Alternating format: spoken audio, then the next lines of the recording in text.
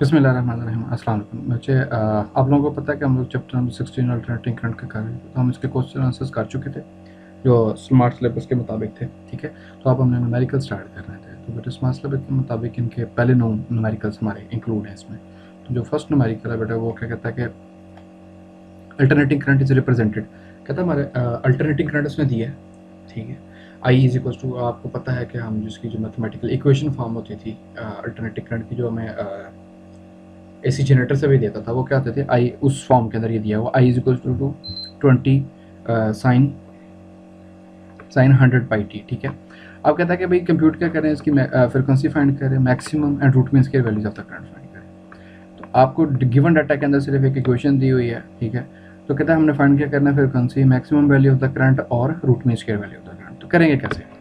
इसका सिंपल है कि बेटा ये आपको इक्वेशन दी है जो भी आपके पास आउटपुट मौजूद है। ठीक है, तो जिस तरह आप लोग बेटे फर्स्ट ईयर के अंदर क्या करते थे कि मैथ्स के अंदर कंपेयर करते थे क्वाड्रेटिक इक्वेशन को किसके साथ, स्टैंडर्ड क्वाड्रेटिक इक्वेशन के साथ। ठीक है, जो आपके पास गिवन होती थी और वहाँ से आप ए बी और ए बी सी की वैल्यू निकाल के फिर क्वाड्रेटिक फार्मूले में पुट करते थे। ठीक है, क्वाड्रेटिक स्टैंडर्ड इक्वेशन के साथ आप कंपेयर करते थे। सेम चीज़ आपको पता है कि जो स्टैंडर्ड फॉर्म है किसी भी आउटपुट करंट की अल्टरनेटिंग जनरेटर की अल्टरनेटिंग करंट की, वो क्या थी, I equal to I not sine omega t या 2 पाई एफ टी। ठीक है, अब इसके अंदर जो है आई नॉट की क्या था, ये पीक वैल्यू थी। तो ये है स्टैंडर्ड फॉर्म। क्या चीज़ है ये? स्टैंडर्ड फॉर्म है। तो हमारे पास जो इक्वेशन गिवन है इधर, ठीक है, उसको हम इसी स्टैंडर्ड फॉर्म के साथ क्या करेंगे, कंपैरिजन करेंगे, कंपेयर करेंगे। मतलब आई के इक्वल आ गया आपके पास करंट है। उसके बाद आई नॉट जो है उसकी पोजीशन पे देखें तो हमारे क्या लिखा हुआ 20, और आई नॉट क्या था, ये peak value of the current थी। इसी तरह साइन 2 पाई एफ टी के बराबर हमारे पास क्या आ रहा है, साइन 100 पाई टी। ठीक है, तो कंपैरिजन में सबसे पहली जो चीज़ है वो अगर कहता है कि इन दोनों इक्वेशन को, स्टैंडर्ड इक्वेशन को जो हमारे पास गिवन है, इसको हम कंपेयर करें तो आई नॉट जो है वो किसके इक्वल आ गया, 20 एम्पेयर के। तो ये तो हमारे पास पहली आंसर हमारे पास आ गया, जो कि क्या था, peak value of the current. ठीक है, मैक्सिमम वैल्यू।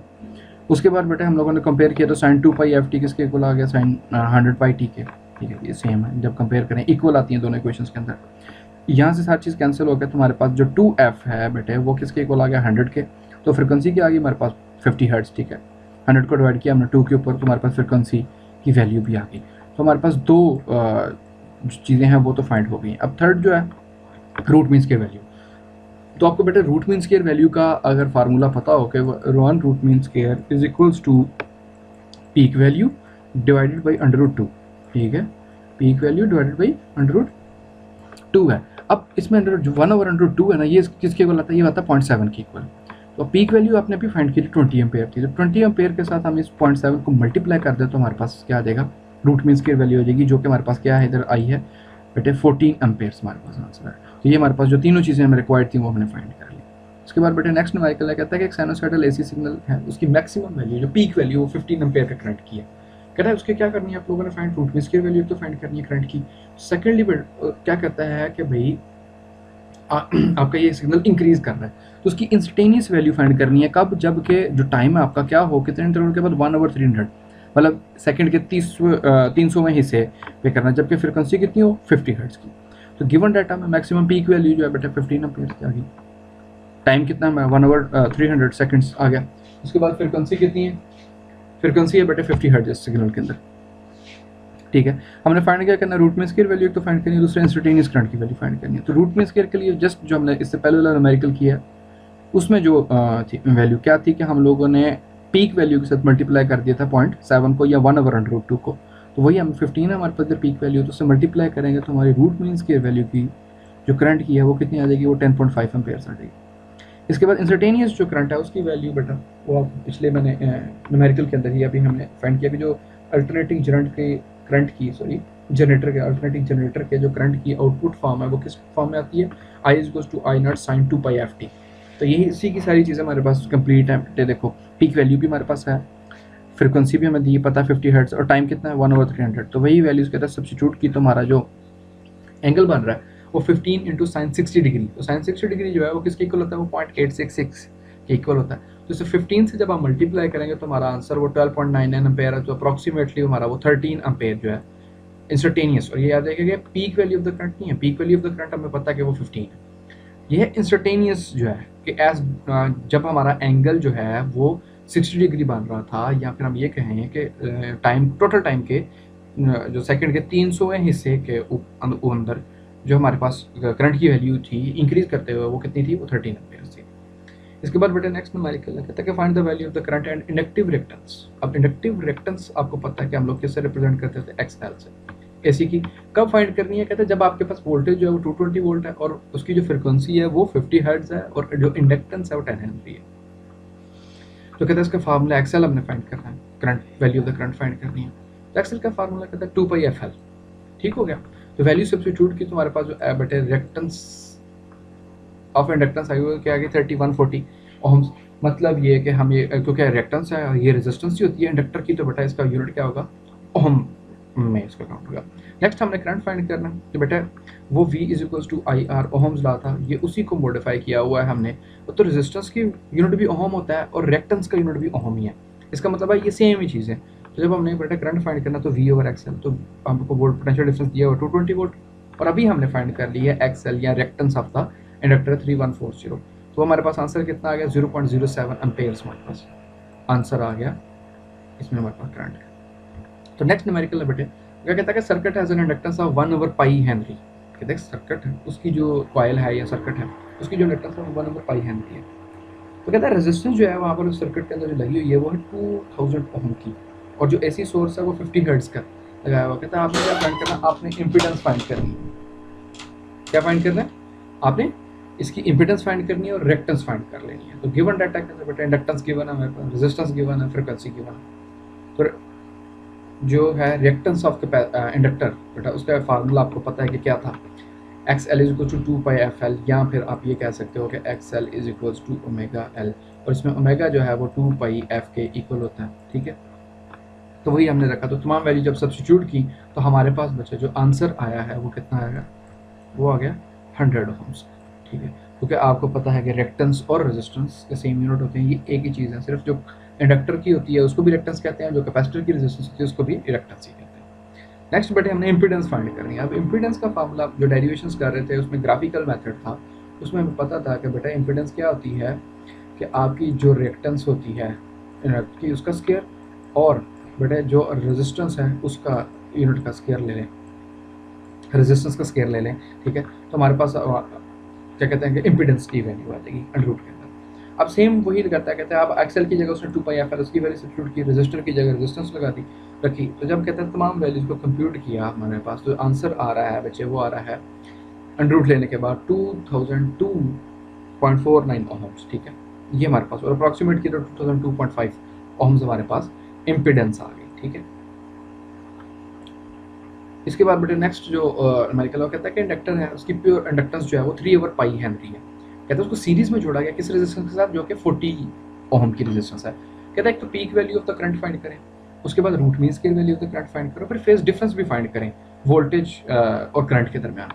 जबकि स्टैंडर्ड इक्वेशन जो है उसने आउटपुट की उसको दे दी है कितनी है कि वोल्टेज कितनी है आपकी 350 साइन। तो ये भी बेटा सिमिलर इस करंट की आपकी आउटपुट की वैल्यू थी, उसी तरह V0 और साइन ओमेगा टी आएगा। ओमेगा किसके इक्वल था 2πf के। तो ये सिमिलरली जिस तरह कोई करंट की वैल्यू थी प्रीवियस न्यूमेरिकल्स के अंदर, उसी तरह ये भी आपके पास गिवन है। ठीक है, तो आपको पता है कि भाई ये V0 क्या है जो दरम्यान में 350 है, ये पीक वोल्टेज होगी या इसकी जो वोल्टेज है। ठीक है, उसके बाद ओमेगा 2πft है, तो 2π इधर ही बेटा 2f जो है वो 100 के इक्वल आ गया हमारे पास। ठीक है, मतलब हमने कंपेयर कर लेंगे अगर इसको स्टैंडर्ड इक्वेशन के साथ। तो गिवन डाटा हमारे पास बेटे गिव चीज़ें हैं। ठीक है, तो वैल्यूज फाइंड करनी है कि हमने फेज डिफरेंस भी फाइंड करना है, रूट मीन स्क्वायर वैल्यू और पीक वैल्यू भी फाइंड करनी है। तो सबसे पहले तो हम लोग क्या फाइंड करेंगे बेटा, peak value of the current.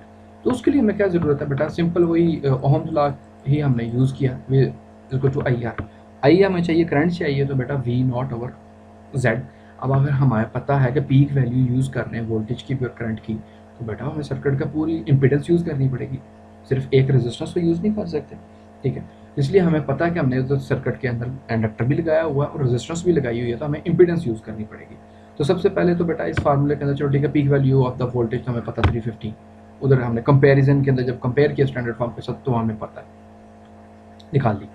अब इम्पीडेंस नहीं है तो इम्पीडेंस पहले कैलकुलेट करेंगे, वो आपको पता है कि कैसे करते हैं, कि फार्मूला क्या है, XL का स्क्वायर प्लस R का स्क्वायर अंडर रूट। ठीक है, अंडर रूट XL का स्क्वायर प्लस R का स्क्वायर। तो वैल्यू सब्स्टिट्यूट की सारी की सारी, तो हमारे पास जो बेटा इम्पिडेंस की वैल्यू आई वो क्या आएगी 302.65 ओम।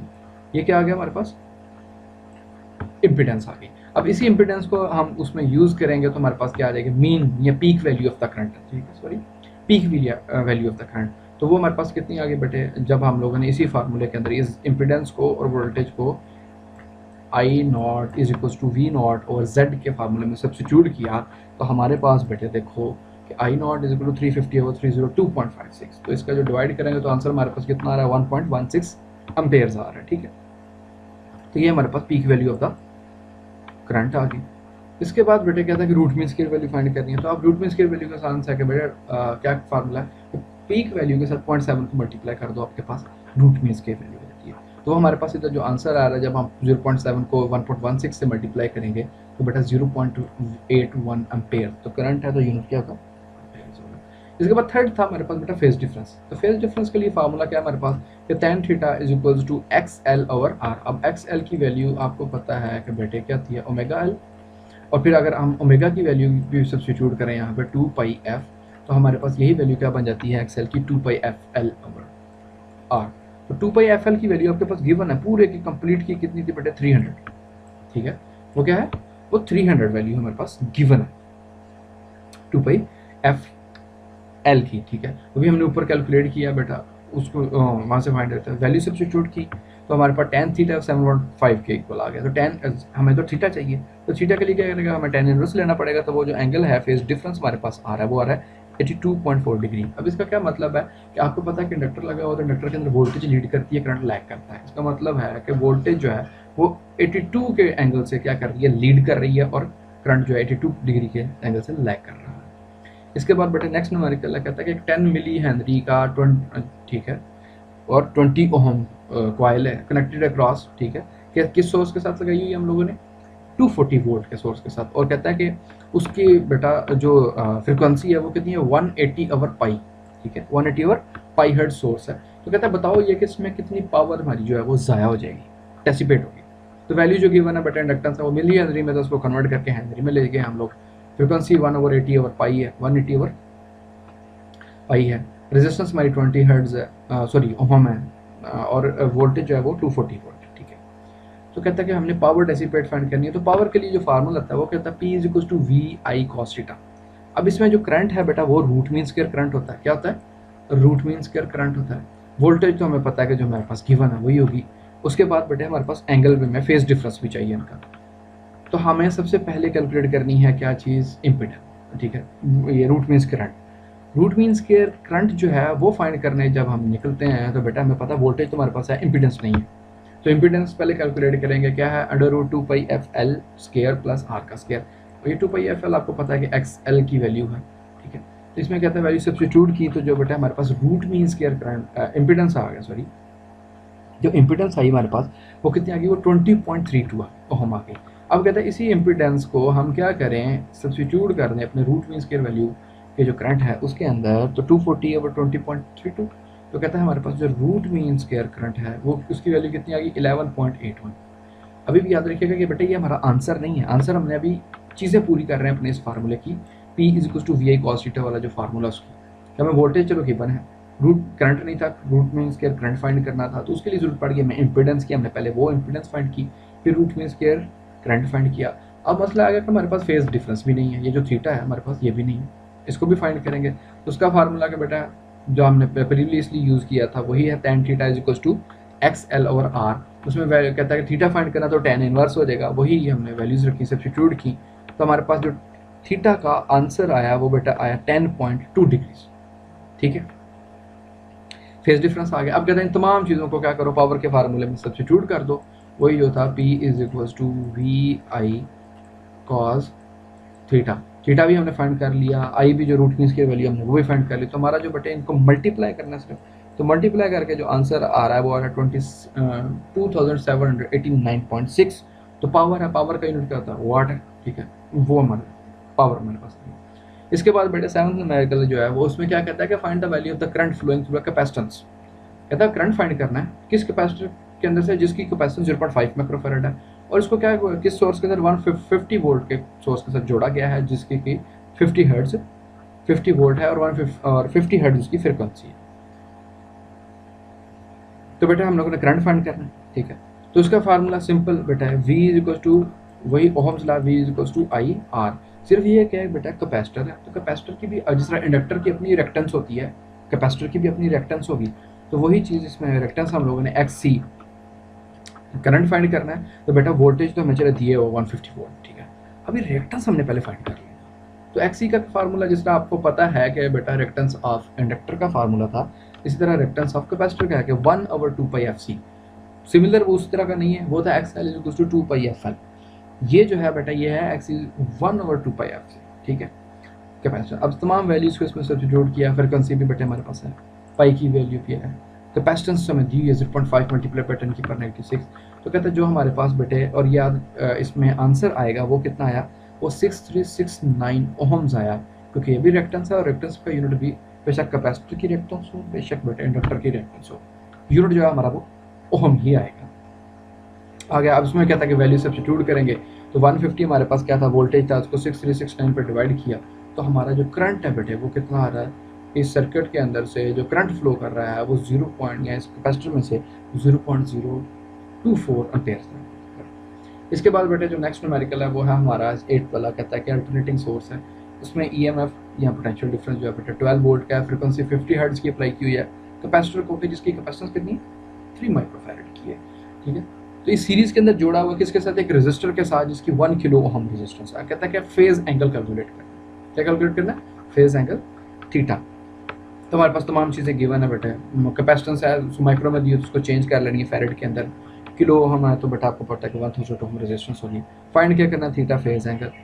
तो कैपेसिटर का आपको फार्मूला पता है कि फेज एंगल फाइंड करने के लिए theta tan theta is equals to बेटे XC/R। आपने प्रीवियसली पढ़ा था XL था, तो बेटा जिधर कैपेसिटेंस है उधर जिधर इंडक्टर थी उधर आप क्या आ गई, रिएक्टेंस ऑफ कैपेसिटर आ गई, क्योंकि बाकी सेम सिमिलर है। फार्मूला जो आपको पता है कि जो रिएक्टेंस ऑफ कैपेसिटर है उसका डिफरेंट है इंडक्टर से, तो पहले तो हम वो कैलकुलेट करेंगे क्योंकि वो मिसिंग है। अब थीटा में फाइंड करना तो बेटा जाहिर सी बात है tan को हमें इक्वल की दूसरी साइड पर लेके जाना पड़ेगा, तो ये tan इनवर्स XC/R हो जाएगा। तो सबसे पहले इसमें भी रेजिस्टेंस चला, ठीक है, हमारे पास गिवन है, हमारे पास जो रिएक्टेंस है कैपेसिटर की वो नहीं है, तो पहले हम वो फाइंड करेंगे। तो बेटा उसमें उसका फार्मूला क्या है, X is equal to 1/2πfc। तो वैल्यू सब्स्टिट्यूट की सारी इस जगह के अंदर, ठीक है। तो सब कुछ डिनोमिनेटर में सिर्फ 1 है, तो डिवाइड किया, हमारे पास आंसर बेटे क्या बना, 1061 मतलब 1061 ओम्स हमारे पास रिएक्टेंस ऑफ कैपेसिटर आ गया, ठीक है। अब हमारे पास तकरीबन उस फार्मूले की चीज़ें कंप्लीट हो चुकी हैं। तो कहते हैं इन सबको इस वाले में सब्स्टिट्यूट करो, थीटा वाले में जो फेज एंगल वाला है, तो हमारे पास 1061,000 पे डिवाइड किया, तो कहता है कि हमारा जो फेज डिफरेंस आ रहा है, फेज एंगल वो कितना आ रहा है, 46.7 डिग्रीज। इसके बाद जो हमारा 9th लास्ट बच्चा न्यूमेरिकल है वो क्या कहता है कि what is the resonant frequency of a circuit which include the coil of inductance and capacitor. कहता है आपने रेजोनेंट स्ट्रक्चर सर्किट्स पढ़े हुए हैं, कौन से थे जो रेजोनेंट फ्रीक्वेंसी, ठीक है, ये ट्यूनिंग वगैरह के लिए यूज होते हैं। तो उसमें कहता है ऐसा ही एक सर्किट, उसमें एक कैपेसिटर भी लगा हुआ और एक इंडक्टेंस भी लगी हुई है, आपने रेजोनेंट फ्रीक्वेंसी फाइंड करनी है। तो जो बेटे इंडक्टेंस है उसकी वैल्यू है 2.5 हेनरी और जो कैपेसिटेंस है वो बेटे 40 माइक्रोफैरड का, मतलब 40 मल्टीप्लाई बाय 10⁻⁶ फैरड्स के। रेजोनेंट फ्रीक्वेंसी FR फाइंड करनी है, तो उसका फार्मूला बेटे क्या था कि 1/2π√LC 1/2π√LC LC। अब इंडक्टेंस जो है L वो भी गिवन है बेटे 2.5 थी, कैपेसिटेंस है वो भी गिवन है, इनको मल्टीप्लाई किया, तमाम वैल्यू सब्स्टिट्यूट की, तो बेटे हमारे पास जो रेजोनेंस फ्रीक्वेंसी है वो कितने आ गया, वो 15.9 हर्ट्ज हमारे पास आंसर आ गया। तो बेटा ये था क्या लेक्चर, न्यूमेरिकल्स हमारे कंप्लीट हो गए हैं, हमारे चैप्टर नंबर 16 कंप्लीट हो गया। नेक्स्ट इंशाल्लाह हम चैप्टर नंबर 17 स्टार्ट करेंगे। ओके बच्चों, अल्लाह हाफिज़।